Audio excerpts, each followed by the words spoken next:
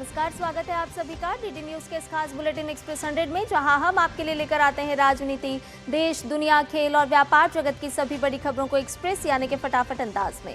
आपके साथ मैं हूं संध्या शर्मा। तो देखिए खबरें तेज रफ्तार से।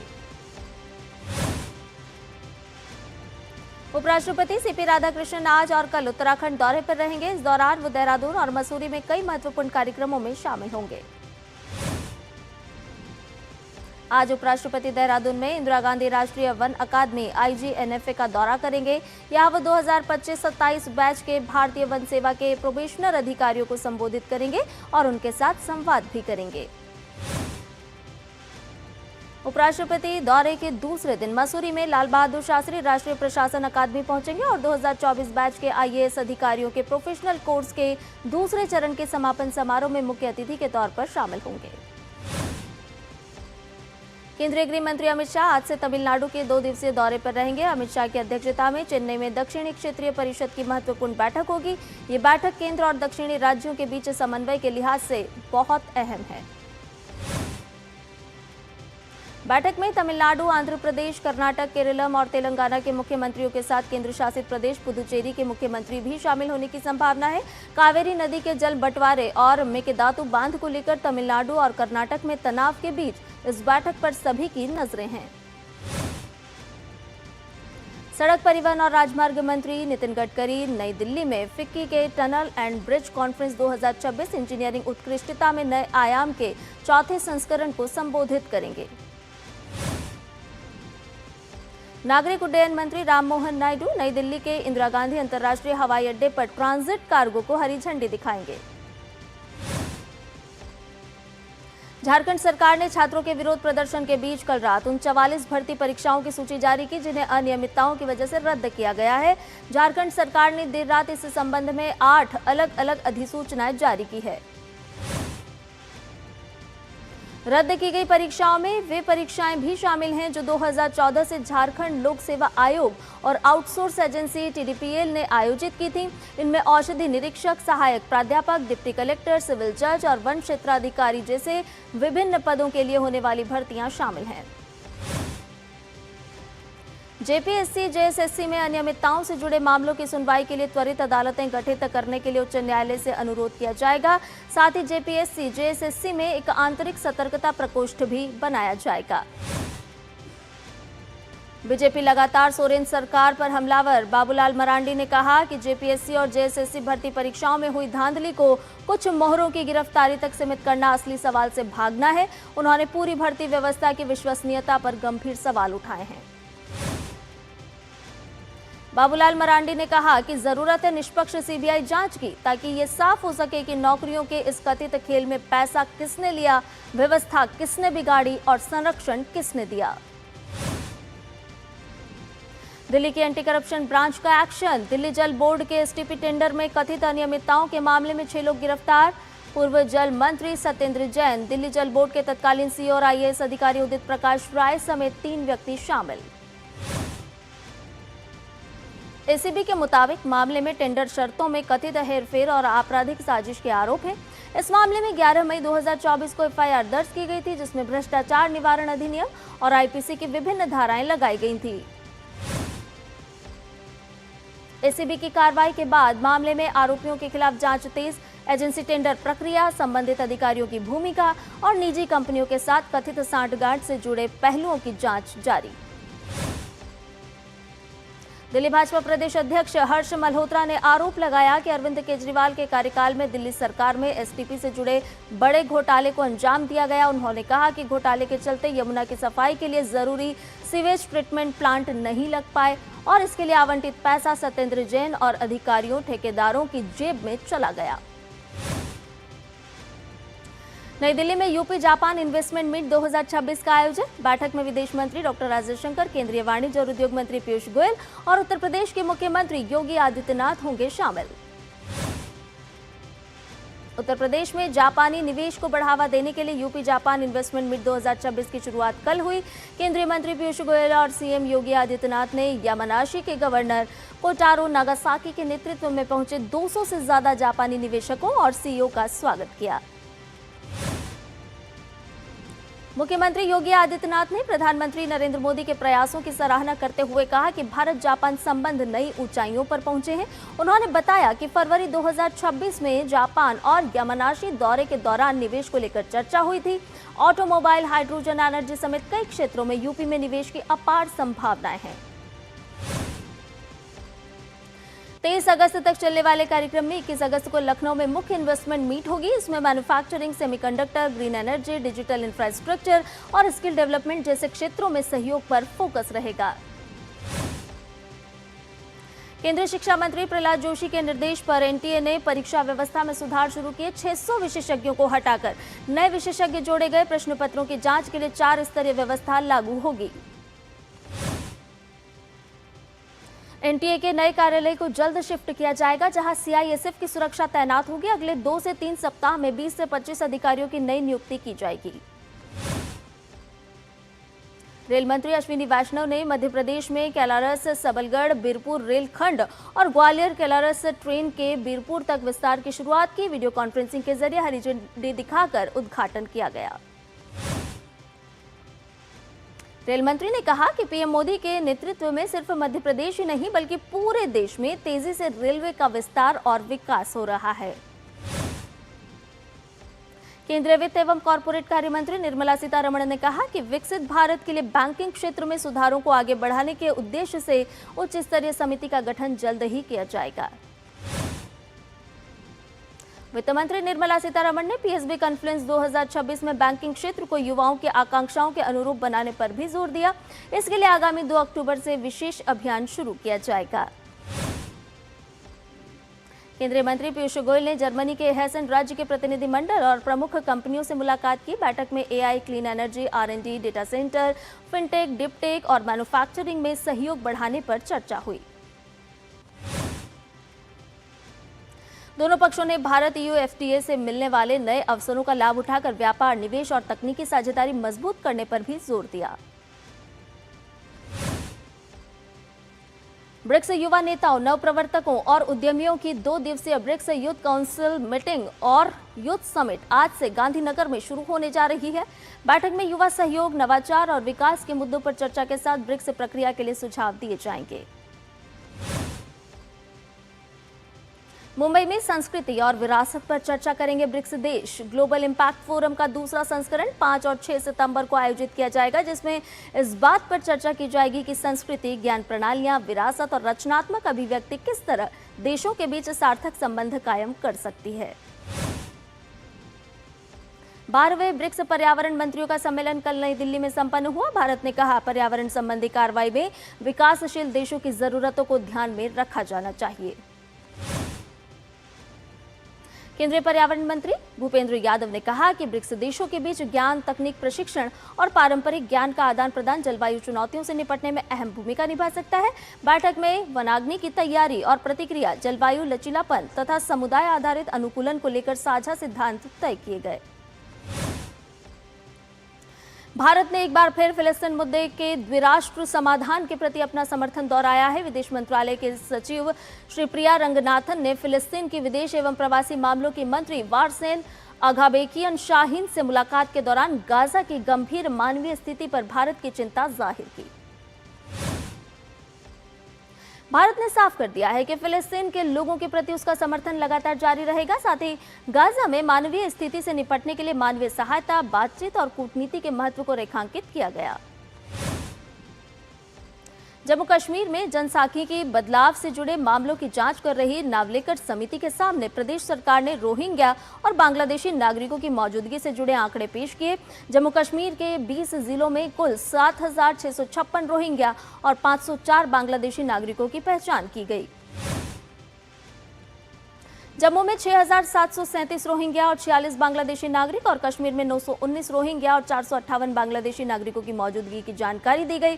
26 मई को नावलेकर समिति का गठन किया गया था। समिति को घुसपैठ और उससे जुड़े जनसांख्यिकी बदलाव का अध्ययन कर आवश्यक उपाय सुझाने हैं और 1 वर्ष के भीतर अपनी रिपोर्ट केंद्र सरकार को सौंपनी है। निर्वाचन आयोग ने देश की चुनाव व्यवस्था पर एक फैक्ट शीट जारी की है। इसमें कहा है कि राष्ट्रपति और उपराष्ट्रपति, लोकसभा और राज्य विधानसभाओं तथा परिषदों के चुनाव भारत निर्वाचन आयोग द्वारा कराए जाते हैं, जो एक स्वतंत्र संवैधानिक संस्था है।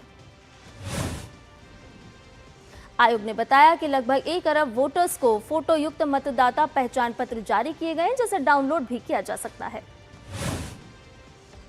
पश्चिम बंगाल सरकार ने अपने कार्यकाल के पहले 100 दिनों की उपलब्धियों पर एक रिपोर्ट जारी की है। रिपोर्ट में उद्योग, निवेश, रोजगार, स्वास्थ्य, शिक्षा, सुशासन, सुरक्षा और जन कल्याण के क्षेत्र में किए गए कार्यों का उल्लेख किया गया है। रिपोर्ट के अनुसार राज्य में नए औद्योगिक निवेश और रोजगार के अवसर पैदा हुए हैं। उत्तर रेलवे ने दृष्टिबाधित कर्मचारियों को आत्मनिर्भर बनाने की दिशा में अहम पहल की। रेलवे ने 123 दृष्टिबाधित कर्मचारियों को स्मार्ट ग्लास दिए हैं। इन स्मार्ट ग्लास की मदद से कर्मचारी रोजमर्रा के कामों में आसपास की चीजों को बेहतर समझ सकेंगे और कार्यस्थल पर उनकी दक्षता और आत्मविश्वास भी बढ़ेगा। पहले 16 कर्मचारियों के साथ इसका परीक्षण किया गया, जिसके सकारात्मक परिणामों के बाद इसे बड़े स्तर पर लागू किया गया। पश्चिमी डेडिकेटेड फ्रंट कॉरिडोर पर DFCCIL की नई joint parcel policy rapid cargo सेवा शुरू। करीब 1200 किलोमीटर लंबे रूट पर चलने वाली ये दैनिक सेवा नई दादरी से न्यू मोतीदाव होते हुए न्यू अंचेली तक जाएगी और वापस लौटेगी। इस पहल से पार्सल और कार्गो परिवहन को तेज, भरोसेमंद और पर्यावरण अनुकूल बनाने में मदद मिलेगी। साथ ही त्योहारी सीजन के पहले ई-कॉमर्स और अन्य कारोबारों के लिए रेल के जरिए माल ढुलाई का एक तेज और बेहतर विकल्प उपलब्ध होगा। देश के कई हिस्सों में अगले 1 सप्ताह तक भारी बारिश का दौर जारी रहने की संभावना। आज पूर्वी उत्तर प्रदेश में अत्यंत भारी बारिश का रेड अलर्ट जारी। पूर्वी मध्य प्रदेश, पश्चिमी उत्तर प्रदेश और उत्तराखंड में भी भारी से बहुत भारी बारिश की चेतावनी। मौसम विभाग के अनुसार झारखंड के ऊपर बना दबाव लगातार पश्चिम उत्तर पश्चिम की दिशा में आगे बढ़ रहा है। इस सिस्टम के प्रभाव से आज बिहार, झारखंड और छत्तीसगढ़ में भी भारी बारिश होने की आशंका है। निचले इलाकों में जलभराव और कृषि क्षेत्रों में पानी बढ़ने के खतरे को देखते हुए प्रशासन ने अलर्ट जारी किया है। प्रभावित क्षेत्रों में लोगों को सुरक्षित स्थानों पर रहने और सतर्कता बरतने की सलाह दी गई है। मौसम विभाग ने उत्तराखंड में आज मूसलाधार बारिश होने की आशंका जताई है। इसके अलावा हिमाचल प्रदेश और जम्मू कश्मीर में भी तेज बारिश का अलर्ट। पंजाब, हरियाणा, चंडीगढ़ और दिल्ली में भी भारी बारिश की आशंका। पहाड़ी इलाकों में भूस्खलन और रास्तों के बंद होने के खतरे को देखते हुए मौसम विभाग ने लोगों से सावधानी बरतने की अपील की है। पर्यटकों को खराब मौसम के दौरान यात्रा से बचने की सलाह है। पूर्वोत्तर भारत में मानसून पूरी तरह सक्रिय है। कई राज्यों में मूसलाधार बारिश का अलर्ट। मौसम विभाग के अनुसार आज असम, मेघालय और अरुणाचल प्रदेश में भारी बारिश होने की संभावना। नागालैंड, मणिपुर, मिजोरम और त्रिपुरा में भी मौसम खराब रहने का अनुमान। आज विश्व फोटोग्राफी दिवस है। ये दिन हर साल 19 अगस्त को मनाया जाता है। ये दिन फोटोग्राफी की कला, इतिहास और महत्व को सम्मान देने का अवसर है। फिलहाल रुकने एक छोटे से ब्रेक के लिए, जल्द हाजिर होंगे।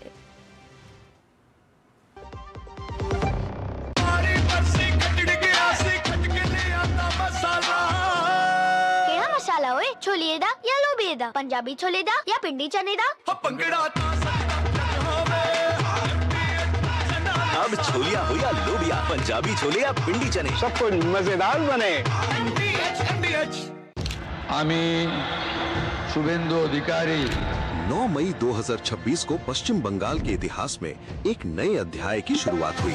100 दिनों में पश्चिम बंगाल सरकार ने 8 स्तंभों को आधार बनाकर काम किया। उन 8 स्तंभों में से एक है सुरक्षा। भारत बांग्लादेश सीमा पर 1000 एकड़ से अधिक भूमि हस्तांतरित की गई। अब तक 5000 से अधिक घुसपैठियों को बांग्लादेश वापस भेजा गया। हर सब डिवीजन में महिला पुलिस स्टेशन, हर थाने में महिला सहायता केंद्र और नगर पालिकाओं व कमिश्नरेट क्षेत्रों में दुर्गा सुरक्षा स्क्वाड। राज्य के हर व्यक्ति को सुरक्षित रखना, यही पश्चिम बंगाल सरकार की गारंटी। बच्चों को ये तो पता है कि जब तक पापा है तब तक सब सही है, पर उन्हें ये नहीं पता कि कल अगर पापा नहीं रहे तो क्या होगा, क्योंकि आपने तो टर्म इंश्योरेंस लिया ही नहीं। थोड़ा तो समझदारी से काम लीजिए। पॉलिसी बाजार से टर्म इंश्योरेंस ले लीजिए, परिवार सबसे पहले। पॉलिसी बाजार पे 1 करोड़ का टर्म इंश्योरेंस सिर्फ 410 रुपए हर महीने से शुरू होता है। मेरी पसंद, मेरी पसंद, मेरी पसंद, मेरी पसंद, हमारी पसंद। हम सबकी पसंद। मजबूत देश का मजबूत सरिया हो गया स्टील। ब्रेक के बाद एक्सेस 100 में आपका एक बार फिर से स्वागत है। आइए बाकी की खबरों को जान लेते हैं फटाफट अंदाज में। राजस्थान के बारां में शिवराज सिंह चौहान और भजनलाल शर्मा ने 1258 करोड़ रुपए की 98 विकास परियोजनाओं का उद्घाटन और शिलान्यास किया। इस दौरान केंद्रीय मंत्री शिवराज सिंह चौहान ने कहा कि 3 करोड़ लखपति दीदी बनाने का लक्ष्य पूरा हो चुका है और अब सरकार का लक्ष्य 3 करोड़ और लखपति दीदियां बनाना है। मंत्री शिवराज सिंह चौहान ने बताया कि महिलाओं को स्वरोजगार के लिए अब तक 13,461 करोड़ रुपए दिए जा चुके हैं। वहीं अब राजस्थान में राजीविका योजना के तहत 32 लाख लखपति दीदियां बनाने का लक्ष्य है। नागालैंड को मिली गैस ग्रिड की बड़ी कनेक्टिविटी। डिरगांव दीमापुर पाइपलाइन के चालू होने के साथ नागालैंड अब पूर्वोत्तर गैस ग्रिड और राष्ट्रीय गैस ग्रिड से जुड़ गया है। पेट्रोलियम मंत्री हरदीप सिंह पुरी ने इसे पूर्वोत्तर को भारत का नया विकास इंजन बनाने की दिशा में ऐतिहासिक कदम बताया। इससे क्षेत्र में गैस आधारित अर्थव्यवस्था को नई रफ्तार मिलने की उम्मीद है। महाराष्ट्र सरकार ने मीरा भाईंदर और वसई विरार को जोड़ने वाली 25 किलोमीटर लंबी मेट्रो लाइन 13 को दी मंजूरी। 16 स्टेशनों वाली परियोजना की लागत 17,724.99 करोड़ है। वहीं पुणे रिंग रोड के पूर्वी विस्तार के लिए भी 10,502.36 करोड़ की संशोधित लागत को मंजूरी दी गई है। NHAI ने 121 टोल प्लाजा पर डिजिटल फास्टैग लोकल पास सुविधा की शुरू। 20 किलोमीटर के दायरे में रहने वाले लोग राजमार्ग यात्रा ऐप से ऑनलाइन ले सकेंगे पास। NHAI के अनुसार डिजिटल फास्टैग लोकल पास से टोल प्लाजा पर जाकर दस्तावेज जमा करने की जरूरत नहीं होगी। आने वाले महीनों में ये सुविधा अन्य टोल प्लाजा तक भी बढ़ाई जाएगी। आयकर विभाग ने संदिग्ध विदेशी धन प्रेषण के मामले में देशव्यापी सत्यापन अभियान शुरू कर दिया है। जांच के दायरे में करीब 394 इकाइयां और 36 पेशेवर हैं। आयकर विभाग को कम कारोबार दिखाने वाली इकाइयों से बड़ी विदेशी रकम भेजे जाने का पता चला है। अभियान में मुखौटा कंपनियों और फर्जी लेनदेन की भी जांच की जा रही है। RBI का बकाया ऋण 10.3% बढ़कर 5.78 लाख करोड़ पहुंचा। इससे ग्रामीण क्षेत्रों में ऋण पहुंच और वित्तीय समावेशन को बढ़ावा मिला। UIDAI ने स्कूली बच्चों के अनिवार्य बायोमेट्रिक अपडेट अभियान में 2 करोड़ से ज्यादा अपडेट किए पूरे। इस अभियान के तहत अब तक 1.56 लाख से अधिक स्कूलों को कवर किया गया। इससे बच्चों के लिए आधार बायोमेट्रिक अपडेट की सुविधा स्कूल में ही आसान और सुविधाजनक हो गई है। सरकार ने घरों तक PNG की पहुंच बढ़ाने के लिए नई प्रोत्साहन योजना की घोषणा की। योजना का लक्ष्य स्वच्छ और किफायती ईंधन की पहुंच को बढ़ाना है। सरकार की इस योजना के तहत तय सीमा से अधिक नए घरेलू कनेक्शन देने वाली CGD कंपनियों को हर कनेक्शन पर 200 SCM अतिरिक्त APM गैस आवंटित की जाएगी। भारत में 2030 तक करीब 62% लोगों के पास 5G कनेक्शन होने का अनुमान, जो एशिया प्रशांत के 50% औसत से ज्यादा है। भारत का सामान्य बीमा उद्योग वित्त वर्ष 2025-26 में 9% बढ़कर 3.36 लाख करोड़ रुपए पर पहुंचा। स्वास्थ्य बीमा 17% वृद्धि के साथ सबसे बड़ा ग्रोथ ड्राइवर रहा, जबकि मोटर बीमा में करीब 9% बढ़ोतरी दर्ज की गई। निजी बीमा कंपनियों ने भी बेहतर प्रदर्शन किया। भारत 31.24% वैश्विक हिस्सेदारी के साथ नारियल उत्पादन में दुनिया में पहले स्थान पर है। 2024-25 में देश ने 2.19 मिलियन हेक्टेयर क्षेत्र में 20,301 मिलियन से ज्यादा नारियल का उत्पादन किया। इजरायल ने सीरिया के इदलिब स्थित अबू दुहूर एयरबेस पर हवाई हमले किए। इजरायल का कहना है कि ये कार्रवाई तुर्की सैनिकों की संभावित तैनाती रोकने के लिए की गई। जानकारी के अनुसार 8 हमले एयरबेस के रनवे पर हुए, जिससे नुकसान तो हुआ लेकिन कोई हताहत नहीं हुआ। वहीं सीरिया ने इस कार्रवाई की कड़ी निंदा की है। विदेश मंत्री असद अल शिबानी ने इन हमलों को गैर जरूरी उकसावा और सीरिया की संप्रभुता का उल्लंघन बताया है। तुर्की ने भी सीरिया में इजरायल के हमलों की कड़ी निंदा की है। तुर्की ने अंतर्राष्ट्रीय समुदाय से इजरायल की कार्रवाई को रोकने और अंतर्राष्ट्रीय कानून के उल्लंघन के लिए जवाबदेही तय करने की अपील की। स्ट्रेट ऑफ हॉर्मुज को लेकर अमेरिका और ईरान के बीच तनाव बढ़ा। अमेरिकी राष्ट्रपति डोनाल्ड ट्रंप ने कहा है कि 60 दिनों के अस्थायी युद्ध विराम समझौता खत्म होने के बाद ईरान के साथ कोई बातचीत नहीं हो रही है। अमेरिका ने दावा किया है कि हॉर्मुज शिपिंग के लिए खुला हुआ है। इस बीच ब्रिटिश सेना की समुद्री निगरानी एजेंसी के अनुसार हॉर्मुज से बाहर निकलते समय एक जहाज पर हमला हुआ है। ईरान ने कहा कि जब तक अमेरिका ईरान की शर्तें पूरी नहीं करता तब तक ये जलमार्ग फिर से नहीं खुलेगा। ट्रंप ने ईरान के साथ हॉर्मुज के संचालन को लेकर बातचीत कर रहे ओमान पर बमबारी की भी धमकी दी। ट्रंप प्रशासन ने ओमान को प्रस्तावित समझौते के कुछ हिस्सों पर आपत्ति जताई। समझौते में हॉर्मुज जलडमरू मध्य के संयुक्त प्रबंधन का प्रस्ताव शामिल है, जो वैश्विक तेल और गैस आपूर्ति के लिए बेहद अहम है। दक्षिण कोरिया और अमेरिका का संयुक्त सैन्य अभ्यास उल्ची फ्रीडम शील्ड तय समय से पहले 21 अगस्त को होगा खत्म। सियोल की सेना ने इसकी अवधि 6 दिन कम करने की दी जानकारी। सीरिया के विदेश मंत्री असद अल शिबानी ने कहा कि देश में मिला अज्ञात परमाणु मटेरियल खतरनाक नहीं है। उन्होंने बताया कि मटेरियल IAEA की निगरानी में सीरिया की कस्टडी में रहेगा। IAEA प्रमुख राफेल ग्रोसी के साथ बैठक में सीरिया ने कहा कि वो परमाणु गतिविधियों को लेकर एजेंसी के साथ सहयोग जारी रखेगा। यूक्रेन के पूर्व रक्षा मंत्री मिखाइलो फडोरोव ने युद्ध के बीच चुनाव कराने की मांग कर राष्ट्रपति वोलोडिमिर ज़ेलेंस्की को खुली चुनौती दी है।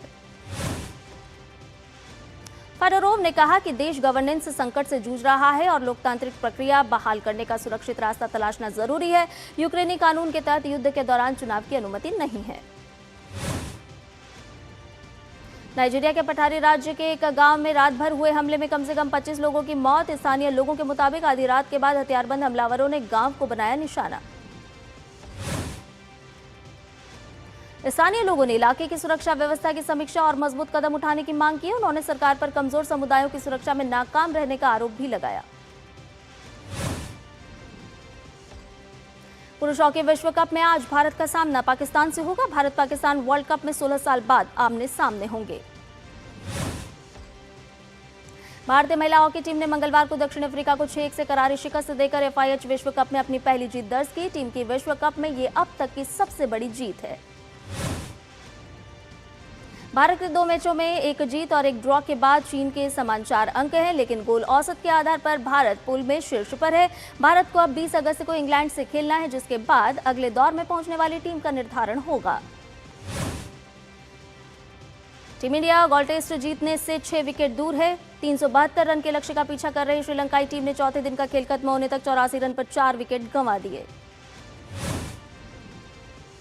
श्रीलंका को अभी 288 रन और बनाने हैं। कप्तान धनंजय डी सिल्वा 31 और सोनल दिनुशा 25 रन पर नाबाद हैं।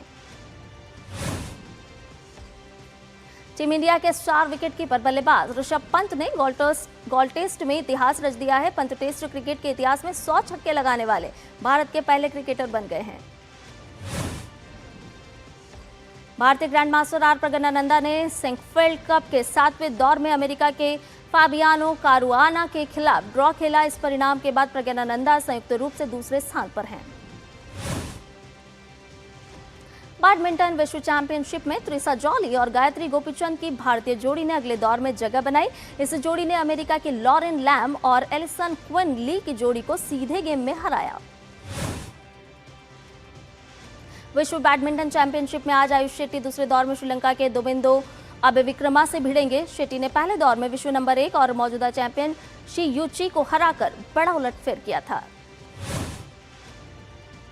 वहीं 14वीं वरीयता प्राप्त लक्ष्य सेन भी दूसरे दौर का मैच खेलेंगे। दूसरे दौर में लक्ष्य का सामना अमेरिका के गैरेट टैन से होगा।